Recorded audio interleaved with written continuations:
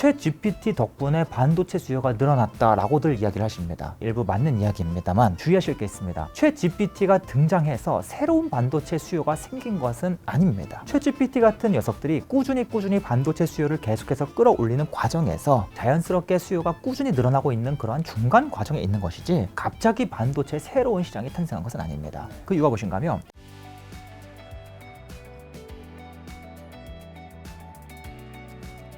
이번에는 이제 모빌리티 반도체 좀 질문 좀 드려볼까 하는데 반도체 기업들이 차량용 반도체 사업에 뛰어들고 있다고요. 그 이유는 뭘까요?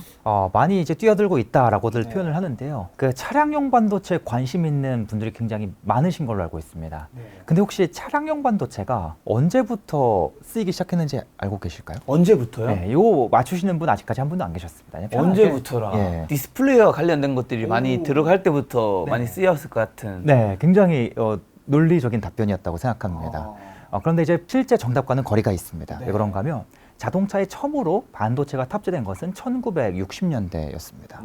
68년, 9년 요때였어요.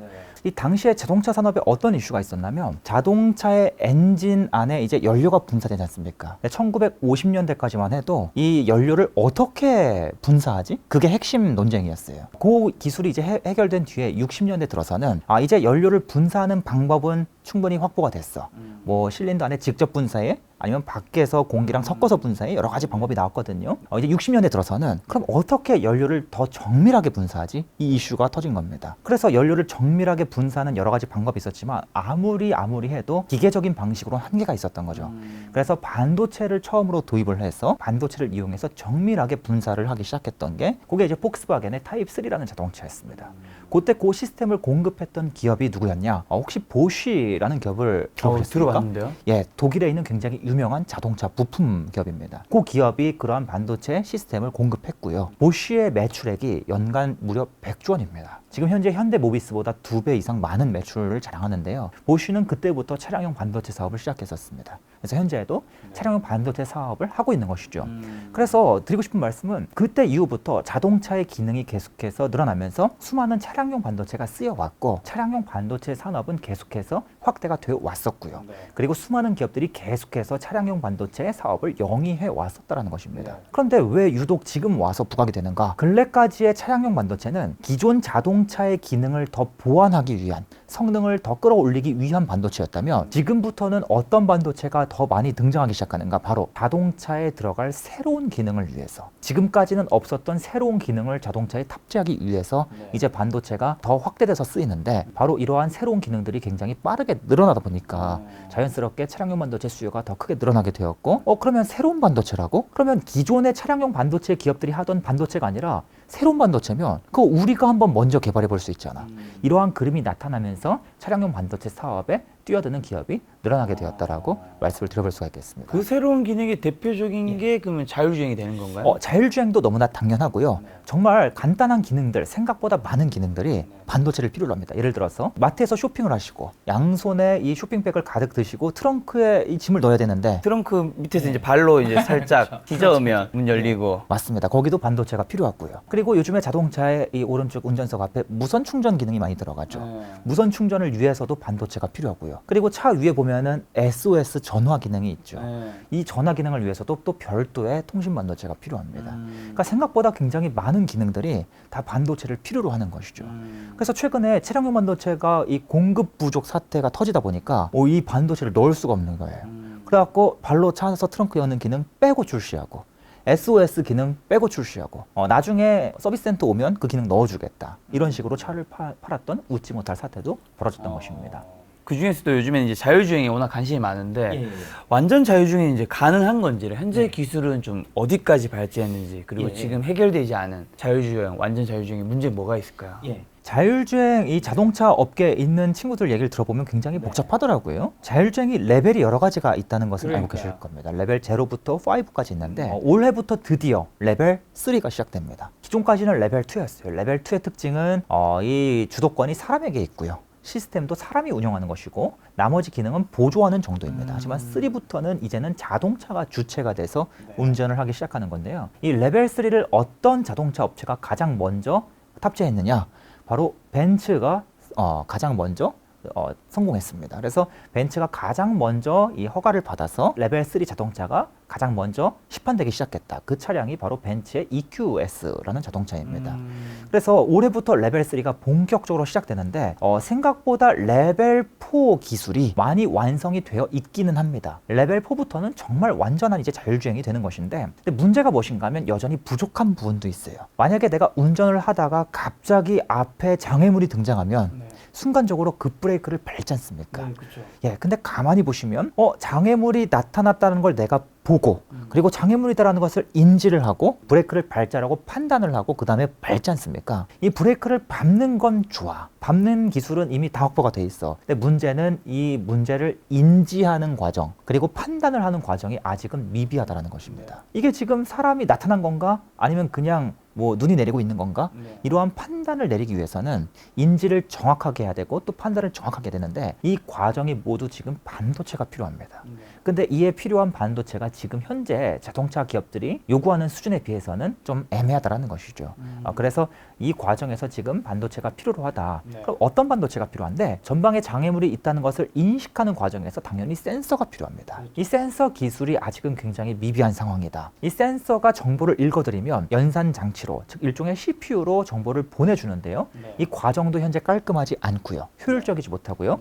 그리고 이 연산 장치가 정보를 받아들여서 이게 지금 무슨 상황인지 무슨 문제인지 판단하는 이 과정이야말로 정말 미비하다라고 볼 수가 있겠습니다. 결국에는 반도체 문제가 상당히 관여되어 있다라고 볼 수가 있다는 것입니다. 최근에 또 완성차 모빌리티 기업도 반도체 만든다고요? 맞습니다. 그 이유가 무엇인가 하면 연료를 분사하기 위해서 처음으로 반도체가 쓰였다고 말씀드렸죠. 그 이후에 이제 점점점 반도체가 확대돼서 쓰이기 시작했습니다. 예를 들어서 배기가스가 나오는데 그 배기가스를 정교하게 처리해주기 위한 반도체, 브레이크를 밟으면 이 브레이크가 더욱더 정교하게 밟혀서 차가 미끄러지지 않게 해주는 반도체, 이러한 반도체가 계속해서 확대 탑재되어 왔어요. 그런데 어떤 특징이 있냐면 자동차 기업들이 원하는 기능에 맞는 반도체를 각각 추가하는 방식으로 지금까지 자동차 산업이 발달되어 왔습니다. 그럼 자연스럽게 어떤 일이 생기겠습니까? 자동차의 기능이 많아질수록 안에 탑재되는 반도체가 계속해서 늘어나게 되겠죠. 그런데 테슬라는 이를 굉장히 부정적으로 본 겁니다. 아니, 반도체를 뭐 하려 저렇게 많이 써? 그냥 하나의 반도체 칩을 탑재하고 얘가 여러 가지 기능을 수행하면 되는 거 아니야? 라고 생각을 했던 것입니다. 그래서 테슬라가 통합 칩의 개념을 내놓고요. 테슬라 자동차를 출시하는 과정에서 이 소수의 칩으로 여러 가지 기능을 동시에 처리하는 이러한 방식을 딱 들고 나옵니다. 그랬더니 자동차 업체들이 다 놀라버립니다. 특히 이러한 반도체 기술을 굉장히 앞서 개발해온 도요타 같은 기업들도 테슬라가 우리보다 최소 6년 이상 앞서 있다라고 이야기할 정도로 굉장히 새로운 반도체 유형이다라는 것이죠. 그래서 다시금 어떤 일이 벌어지는가? 지금까지는 자동차 업체들이 기능을 늘리면서 반도체 칩의 개수를 늘려오는 방식으로 개발해 왔는데 다시 통합하는 방향으로 또 가는 겁니다. 우리도 이제 테슬라처럼 가자. 테슬라는 자동차 안에 3개의 핵심적인 칩이 있고 3개의 칩이 주요한 기능을 모두 담당합니다. 그런데 자동차 업체들은 지금 현재 차량 안에 반도체가 100개에서 200개 정도 들어가고요. 많이 들어가는 경우는 500개에서 700개가 들어갑니다. 굉장히 많잖아요. 근데 이걸 어느 세월에 다 통합하겠습니까? 그래서 야, 도저히 저 700개나 되는 반도체를 다 통합하진 못하겠다. 대신에 통합할 수 있는 몇 개라도 조금씩 더 통합하자. 통합하면 뭐가 좋은데 우리가 칩을 탑재하는 과정에서 비용을 많이 낮출 수 있고 이 반도체에 실어야 하는 소프트웨어 비용을 굉장히 절감할 수 있어. 그래서 테슬라 수준의 경쟁력을 확보하기 위해서는 우리도 다시는 통합 쪽으로 가야 돼. 반도체 기업들이 해줄 수도 있지만 문제는 차량용 반도체 이 칩이 굉장히 다양한 종류가 있다 보니까 여러 기업들이 각각의 칩을 만드는 구조를 가지고 있다는 것이죠. 그래서 이 통합이 안 돼요. 저 기업이 저 기능, 저 기업이 저 기능 하는데 이 기능을 통합할 수가 없는 것이죠. 그래서 이제는 자동차 기업들이 이러한 통합 작업을 직접 주도하는 상황이다.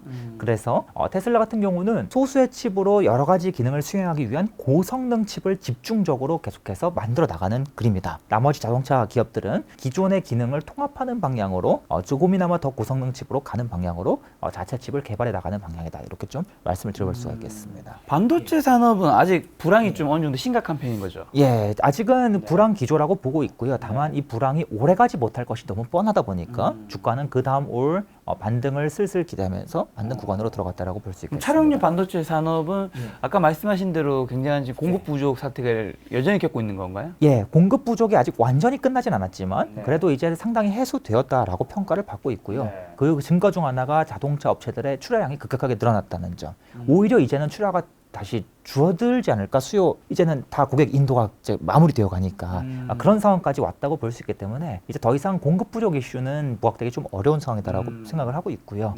예, 다만 이제 다른 반도체 업체들은 불황이었지만 자동차 산업은 계속해서 지난 기간 동안 딱히 불황이라 보기도, 그렇다고 엄청난 호황이라고 보기도 좀 어려웠지 않습니까? 그래서 딱히 불황이라고 표현하기는 좀 어려웠다라고 말씀을 드려볼 수가 있겠습니다. 그럼 미래 모빌리티 시대에는 차량용 반도체 어떤 반도체가 많이 쓰이고 중요해지나요? 이제 특히 자동차의 다양한 기능을 수행해줄 다양한 반도체가 계속해서 필요로 하겠습니다만 특히나 이러한 반도체들 중에서도 바로 전력 반도체라고 불리는 전력을 처리해주는 특수한 기능을 담당하는 것이죠. 이러한 반도체가 더 많이 필요할 수밖에 없습니다. 왜 그런가 하면 지금 자동차에도 굉장히 많은 기능이 들어가지만 자동차 업체들은 더 많은 기능을 넣고 싶어 합니다. 근데 기능을 넣기가 이게 쉽지가 않아요. 왜 그런가 하면 기능을 넣을수록 무언가 전기 신호를 흘려서 전자 장치를 작동시켜서 기능을 작동시켜야 하는데 그러려면 당연히 전력이 필요하지 않습니까? 전력을 어디서 끌어오는가? 엔진에서 이 연료를 태우면 거기서 에너지가 발생하고 이걸 전력으로 변환한 뒤에 가져온다는 것입니다. 그런데 이게 너무나 비효율적이기 때문에 자동차에 많은 기능을 끼워 넣을 수가 없어요. 그런데 앞으로는 전기차가 확대되지 않습니까? 그래서 엔진에 있는 연료를 전기에너지로 바꾸는 작업이 필요하지 않기 때문에 바로 배터리에서 전력을 빼올 수 있기 때문에 이제는 기능을 훨씬 더 많이 넣을 수 있습니다. 그런데 문제가 무엇인가 하면 배터리는 300V에서 500V 굉장히 높은 전압을 씁니다. 근데 부품들은 보통 10V에서 20V 낮은 전압을 씁니다. 게다가 배터리는 직류이고요. 부품은 직류도 있고 교류도 있고 좀 어렵죠? 죄송합니다. 여러 가지로 작동을 하는데 이 전류를 변환시켜줄 그러한 이 역할을 누군가 굉장히 많이 담당을 해줘야 됩니다. 부품마다. 그런 역할을 모두 전력 반도체가 담당한다라고 볼 수가 있고요. 그래서 앞으로 자동차에 들어가는 반도체 칩의 개수가 계속해서 늘어날 텐데 그런데 그러한 반도체 칩 중에서도 무려 40에서 50% 가까이가 바로 전력 반도체가 차지하게 될 것이다라고 지금 예측이 나오고 있는 것입니다.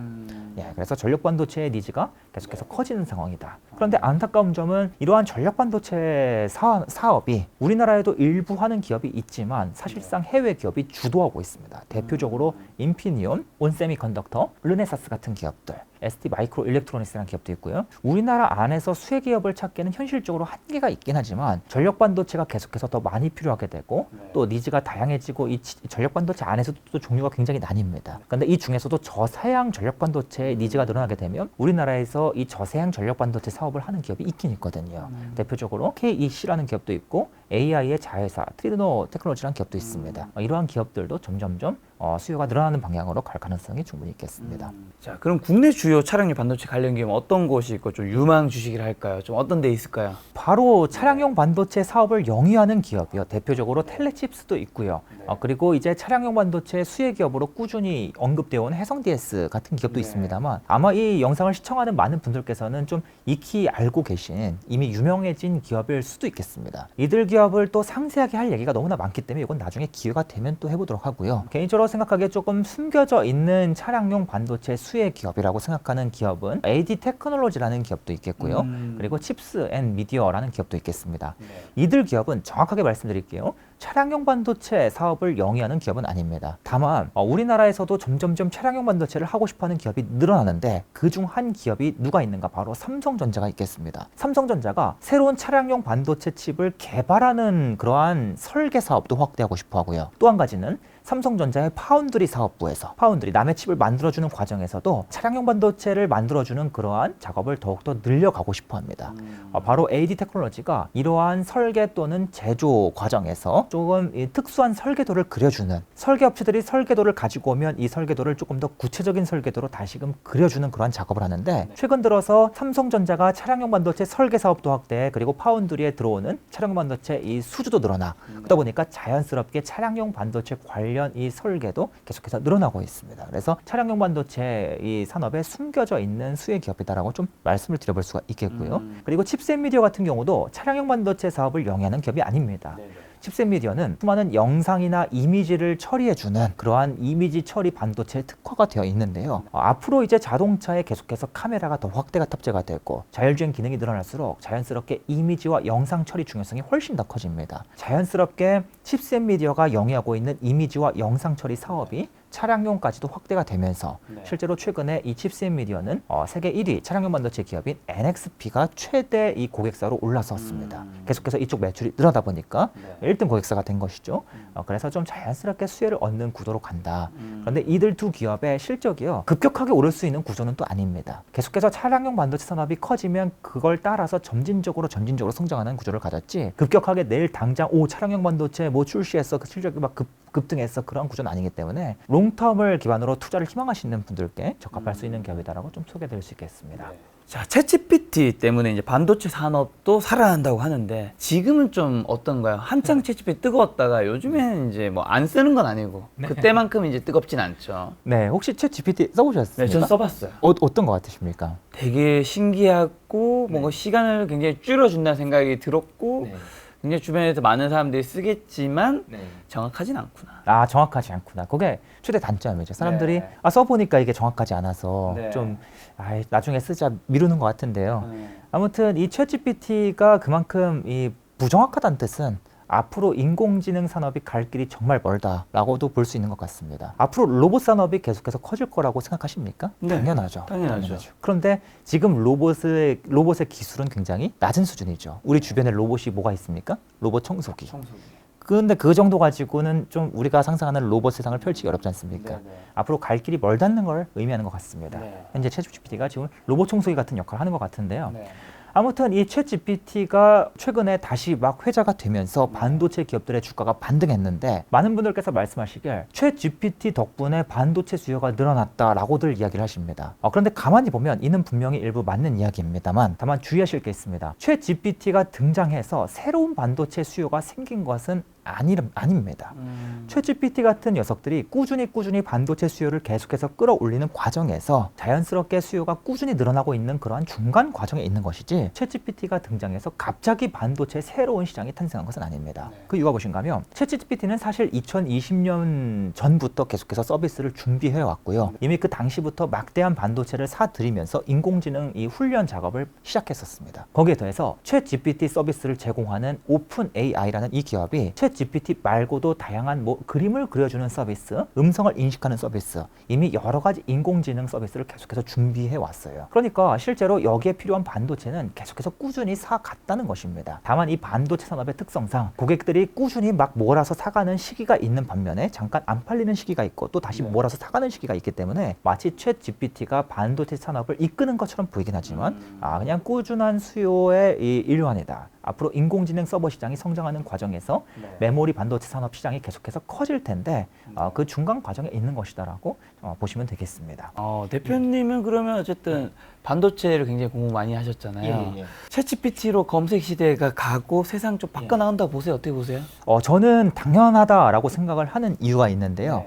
그 이유가 무엇인가 하면, 예를 들어서 제가 네이버에 김작가 TV라고 검색을 하면 검색 결과가 쫙 뜨겠죠. 근데 이게 어떻게 뜨는 거죠? 어떻게 인터넷에 수많은 김작가 TV에 대한 이 인터넷 페이지가 잔뜩 있을 텐데 어떻게 김작가 관련된 내용들만 딱 끌어올까요? 김작가 TV라는 키워드, 그 다음에 뭐 아무래도 조회수라고 해야 될까요? 아니면 날짜, 최근 날짜 위주 이런 것들이 반영돼가지고 뚜록 뜨겠죠? 뭐 블로그, 카페, 뭐 기사. 맞습니다.